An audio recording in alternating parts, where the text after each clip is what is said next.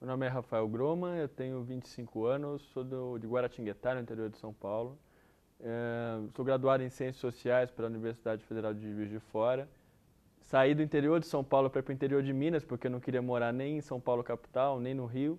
E era o lugar que tinha mais próximo, que não era nenhuma das duas capitais. Mostrou-se uma decisão acertada.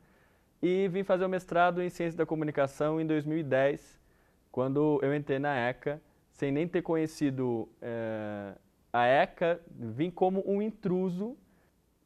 Eu já pensei muito em ir para a área de computação, né, porque essa área estava em alta, e sempre gostei muito de escrever e de pensar sobre o mundo, de escrever crônicas e tal.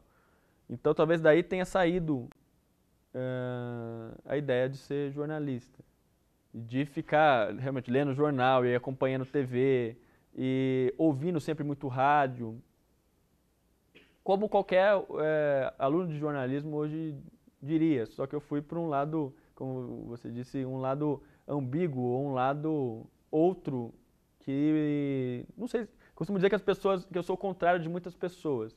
O meu orientador era graduado em jornalismo com mestrado e doutorado em ciência política. Eu falei, eu sou o contrário de você. Quando eu entrei na ECA em 2010, a Roseli não me conhecia, a gente conhecia por e-mail, por alguns e-mails trocados. A Roseli é minha orientadora no doutorado, foi orientadora no mestrado. E na seleção final da prova, eram 6 candidatos para 2 vagas. Dos 6, eu não lembro exatamente quantos, mas a maioria já tinha sido aluno dela. Eu pensei, ferrou, eu não vou passar nessa seleção. E eu estava prestando uma seleção para a UFRJ também no Rio. Mas a prioridade era a ECA. E no final ela acabou me selecionando, disse que o projeto era bom e que esperava, eu tenho um e-mail dela guardado até hoje, do final de dezembro de 2009, dizendo que esperava, que ela tinha resolvido apostar em mim, porque o projeto era bom e eu tinha ido bem na prova, e que esperava que saísse daí uma relação baseada em confiança, respeito, e um e-mail todo emocional por parte da Roseli, e a nossa relação é muito boa. E esse e-mail se mostrou acertado, porque a nossa relação hoje é de mãe para filho, assim. Desde falar, olha, come direito, até leia isso. A nossa relação é muito hoje de você olhar no olho e saber realmente o que o outro está pensando, seja em sala de aula quanto fora. Então foi uma decisão que deu certo, estamos juntos até hoje.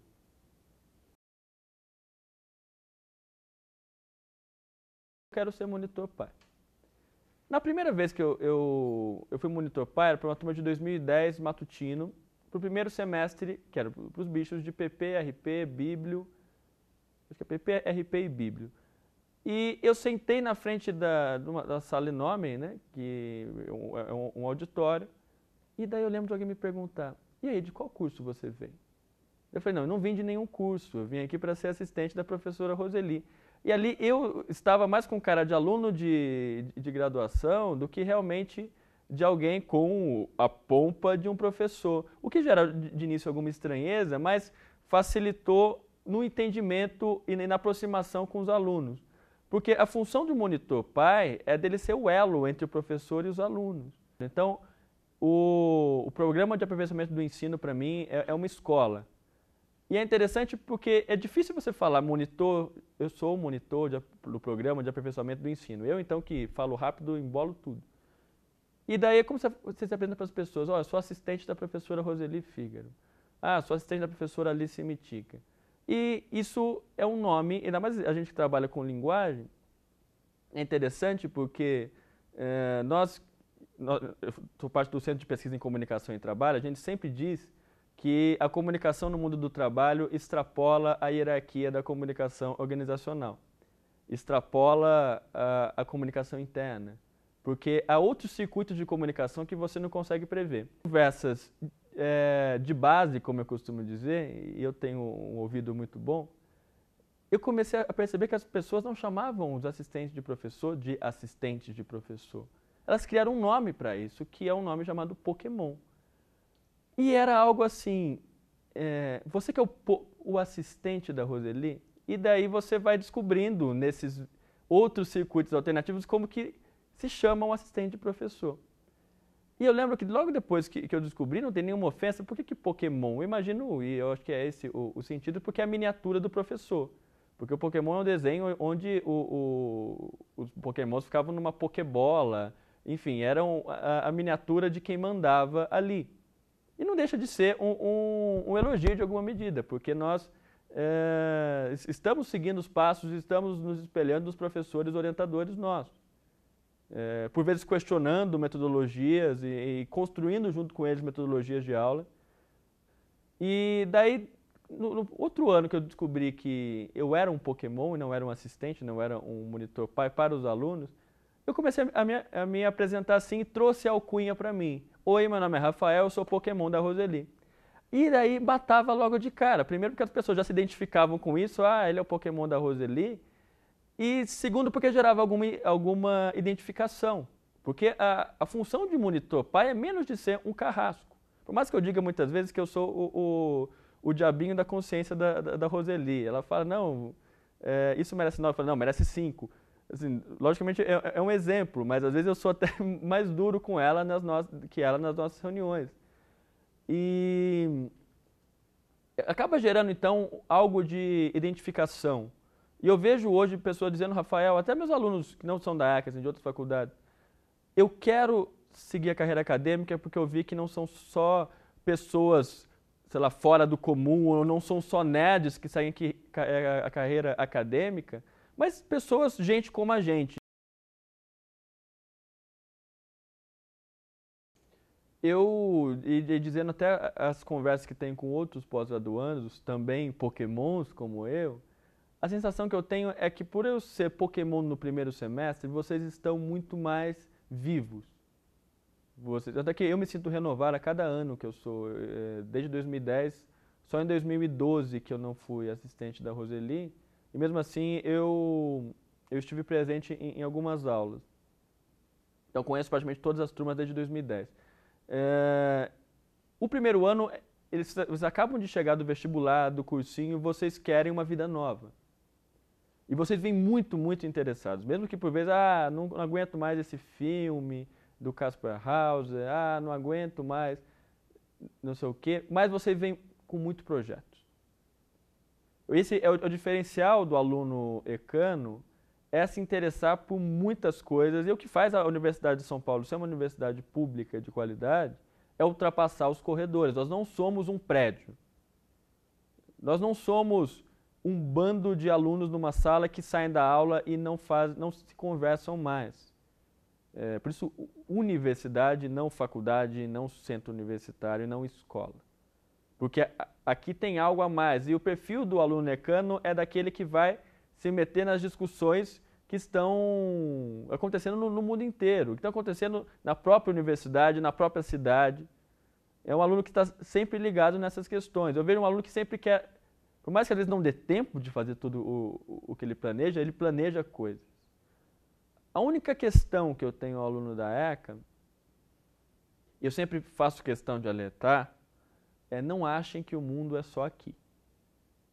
Não achem, e até por minha formação ter sido assim, do interior de São Paulo para o interior de Minas e vindo para cá, o perigo de você achar que São Paulo, beleza, é a capital, onde as coisas acontecem, ok. Mas RP, comunicação, não é só a ECA. Isso eu digo para sempre, é para todo mundo isso. Tem muitos cursos, muita gente boa pelo Brasil todo. Então, não vamos menosprezar quem está nas outras faculdades. Mas eu acho que o aluno aqui, mesmo com precalços, ele ainda sai sabendo o processo de comunicação por inteiro. A gente não sai robô daqui. A gente ainda sai sabendo pensar sobre comunicação. E faço das palavras do professor Eugênio Butti as minhas. O professor Eugênio Butti, assisti uma palestra dele uma vez, e ele disse, essa história de que você vai para a redação, para uma agência, aprender a prática, e aí, para isso, só a redação forma e não a faculdade, é uma falácia, porque você vai para a redação aprender a prática dos outros como se fosse teoria. E é para mim um mantra que você só consegue repensar a prática a partir de teoria. Você só consegue mudar a prática pensando a prática. Como se faz pensando a prática? Pensando em teoria, pensando em conceitos, pensando em questões, senão você vai só reproduzir o que já está dado. Aí você não vai modificar em nada a comunicação ou o próprio Brasil. Então eu acho que tem não digo que um vazio, porque muita gente tem preenchido isso, mas daqui a um tempo, se não tomar cuidado, vai ter pouca gente tomando conta de uma questão que eu acho primordial, que são as matérias teóricas do curso de comunicação. E eu tomei um pouco para mim essa missão de como é que nós podemos pensar ou repensar as disciplinas básicas de comunicação num curso de comunicação. São as disciplinas que eu leciono hoje. Como é que você repensa uma disciplina como teoria da comunicação? Como é que você pensa uma disciplina como antropologia para a comunicação? E atualizado aos novos tempos, mas com a densidade que ela tem. Então, dizendo um pouco do meu passado, mas levando isso para o futuro, que é o que eu planejo para a minha vida, que é juntando o meu doutorado, eu não tinha comentado isso antes, o meu doutorado, se o meu mestrado foi sobre jornalista mesmo, o meu doutorado agora volta um pouco às origens.